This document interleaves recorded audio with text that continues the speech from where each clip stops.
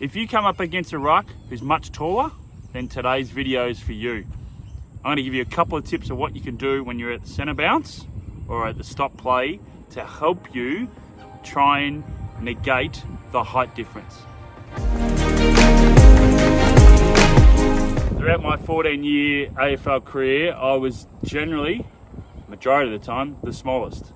So for me to actually combat against guys who were much taller, so guys that are 6'10", 6'9", quick feet was really important for me. And what I mean by quick feet is about trying to be nimble and trying to be on your toes, especially when it came to stop plays around the ground. Key for me was trying to get my opponent to be looking for me and not worried about the ball. And that's where the timing always came into it as well. As I've explained in previous videos, it's all to do with timing with stop plays, but then you've got to negate someone who's much taller than you. Do this, you try and get them trying to look and search for you. So sometimes for me, it was about starting behind them or starting on an angle.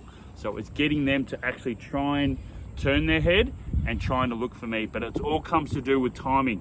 So you've got to get yourself in a position where you can know where the umpire is and know where they are, but to try and get them to move and turn their head. The stop plays around the ground is all about timing. So it's quick feet, trying to get them, your opponent, to turn their head and then initiating the contest for the stop play. In the centre bounces, it's all about angles. So traditionally you might start from what's your strength, then if they're getting on top, then you might change angles. Essentially what you're trying to do in the centre bounce is you're trying to get them to think differently than what they normally do. If you lead with your right leg, you might come around more close to the line and be able to cut them off to be able allow you to hit the ball with your left hand in a different space.